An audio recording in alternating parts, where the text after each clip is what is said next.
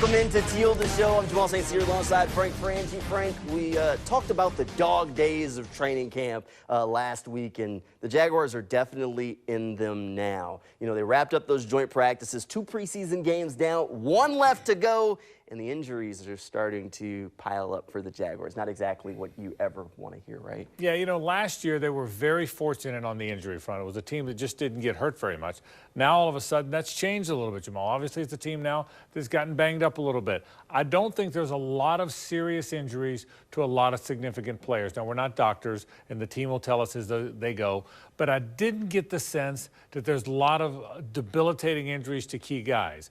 The depth has been affected, and the early part of the season is going to be affected. Other than that, it's been a great camp. It really has. All right, let's split up the injury situations in half. There's the offensive line situation, and then there's the defensive line situation. On the offensive situation, it's quantity. There are a lot of guys that are hurt. But that defensive line situation, much shorter list, but it's the quality of the guys that are hurt. 2 of the Jaguars starters there dealing with things.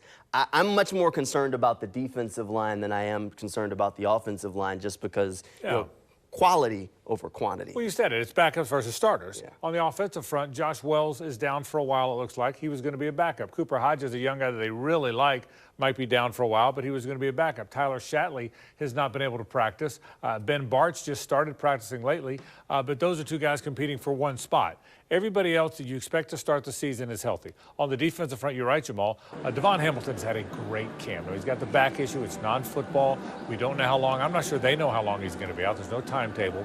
But, man, he's a good guy. He signed an extension. He's having a fantastic camp. So someone's got to jump in there for him. Foley Fatukasi's had a good camp, too. Remember, he was hurt last year.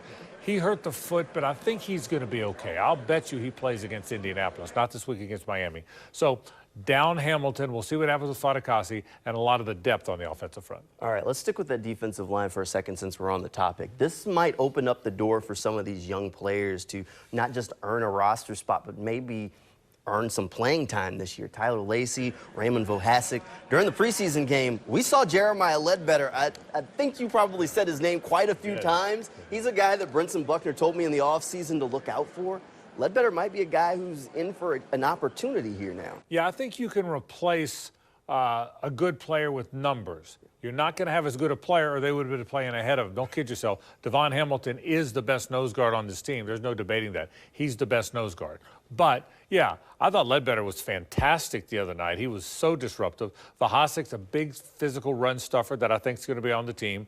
Adam Gotsis has played a lot of football around here. So there's guys you can put in here. But don't kid yourself. Devon Hamilton was playing really well this camp. He definitely was. He was out on the practice field like a man possessed at times, just dominant. Now, this is going to impact the Jaguars' pass rush. Neither one of these guys that are injured, Devon Hamilton, if he's sidelined for a while, will impact that pass rush. We talk about the Jaguars' pass rush. We obviously go to Trayvon Walker and Josh Allen a lot now. I know some people are worried about Trayvon a little bit going into his 2nd year, but reports are coming back that you should be very encouraged. We've both said that we're pretty confident that Trayvon's going to take a jump this season.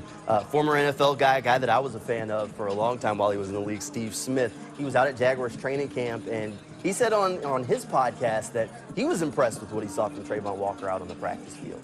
At one point, the D-line coach, Walker and Josh Allen, when they were rushing doing one-on-ones, one of the D-line coach said, it's just too easy. He said that to the offensive line and offensive line coach as if he was ordering a drink at Starbucks. Let me get a oat milk, frap, cap, grande milk, whatever. He said, just too easy. You got to love when the team is getting a little bit of national attention, a little bit national love, especially love from a former player like that. Trayvon Walker, I think, is in for a big jump. I don't know how high that pass rush ceiling is or where it's going to be this year, but I think he's going to be much improved from what he was a year ago. Jamal, what happens is a guy like Steve Smith, who hasn't seen the Jags up close and personal, a guy like that comes along and now sees what we have seen all along. This guy's a freak. He's very big. He's 6'5". He's 285 pounds. He's fast. He's agile. He's long. He's athletic. And that adds up to a really good player if you play hard and learn, and he certainly is that. I think Trayvon Walker is going to be a really good player. I will caution you. I don't think he's going to have just sacks. Aiden Hutchinson, the Detroit Lions outside linebacker, is going to be a sack specialist and nothing else. I think Trayvon's going to have some sacks. I think he's going to clog the run some. I think he's going to get double teamed some. I think he does a lot of different things. Think Calais Campbell. I mean, he doesn't play the same position, but remember how Calais did a bunch of things: the sacks, stuff to run, be involved in some twists. I think you're going to, again, it's not the same position, but I think the same effect as Calais had. That's what I expect. Hey, anytime you can mention the mayor of Saxonville, That's right. I think you're in pretty good company there. All right, we still got plenty more Teal the Show coming your way. The Jaguars have a home preseason game right around the corner. We'll talk a little bit more about what you can expect when Teal the Show returns. Welcome back into Teal the Show. We are counting down to the end of preseason, finally. It's just a 3-game preseason. The Jaguars have only gone undefeated in preseason once. Doug Peterson has only gone undefeated as a head coach in preseason once. So this could be a second time around for both of them. Jaguars have won both of those 2 early preseason games. So maybe a little bit on the line in this last preseason game when we look for the final score, right? Well, I'll tell you this. The final score doesn't matter.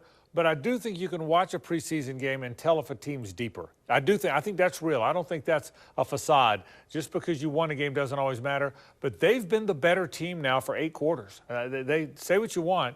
And last week it was backups on backups. It wasn't ones versus twos. They've been the better team against 2 expected playoff teams now. I like what I've seen. I think it does matter. This is a much deeper roster than some of the Jaguars teams we've seen in recent history. Trent Baalke and company have done a great job at bringing in young players that if they get an opportunity to play, there's at least reason to believe that they can excel out on the field, something that maybe we weren't necessarily as used to seeing on the back end of the Jaguars roster in the past. One of the positions that's going to be really key that we'll be looking at in this last preseason game, Frank, that last wide receiver spot. We know what the top of the wide receiver depth chart's going to look like, but there's probably one spot hanging out there that is kind of up for grabs. Last year, Tim Jones really hung on to it. He earned a role as a run blocker and on special teams, but now he's got some big guys that are providing some competition for him. Jacob Harris, Elijah Cooks, Seth Williams. This is one that we're going to have to keep a close eye on to figure out how it's going to shake out. This is one of the most interesting battles that I can remember for a guy that's going to be a backup and is going to be a gunner. I think the battle right now, right as we sit here, is between Tim Jones and Harris. I think those are the 2 guys. One of those 2 are going to make the team. But what do you do with Elijah Cooks, who's a good player? What do you do with a guy like that he can play in the NFL? Seth Williams, I remember when he got to Auburn, he was all the rage. He can play in the NFL. They've both passed Kevin Austin, I think. So I think Seth Williams and Elijah Cooks, I think, can play in the league. You hope you can hide them on a practice squad. I wouldn't even be shocked if an extra guy made the team. But right now I think it comes down to Tim Jones and Jacob Harris. I think one of those 2 guys are going to be on the team, and the other guy probably on somebody else's team, whether you like it or not. I am obsessed with the little tidbit that Elijah Cooks was on a Sweet 16 team in college. I mean, when you can get a guy that can play wide receiver, he was a hooper in college, legit enough to be on a Sweet 16 team with Nevada, that's a pretty good combination. And he's a good player. I mean, we're not these. So many times in Jaguars camp we've seen a guy that looks good, but then he really wasn't that good. He just looked good because the Jags were struggling. I really think Elijah Cooks is a good player, and I'm telling you, Jacob Harris is a good player. That's the real battle. Tim Jones, who they know is a great gunner and a great special teams player, versus Jacob Harris, who might just be that too, and a really good backup receiver. That, I think, is the battle. All right, another battle that we're keeping close eyes on at this point is that nickel battle. We've said it a couple of times on the show. One of the few starting jobs that's available is that nickel corner spot. Trey Herndon and Gregory Jr. is applying pressure. He's had a turnover in each of the Jaguars' preseason games so far, and the defensive staff, if you talk to them about what they want to do, they say think takeaways. Well, this is a guy that's shown that he can think takeaways now when he gets a chance to play. I think Gregory Jr. has had a great camp, particularly in the games, to your point. There's no question about it. Having said that, I think Trey Herndon has held him off. I think when the season begins, Trey Herndon is going to be the nickel. I don't know for how long. I think Antonio Johnson, by the way, when he gets healthy, gets in that mix as well. Right now, Gregory Jr. is the backup in the slaughter in the nickel. I think Trey Herndon has held him off, though, and will start the Indianapolis game. It'll definitely be interesting. Now, keep in mind, in this Miami game, the Jaguars are going to play their starters for about a half.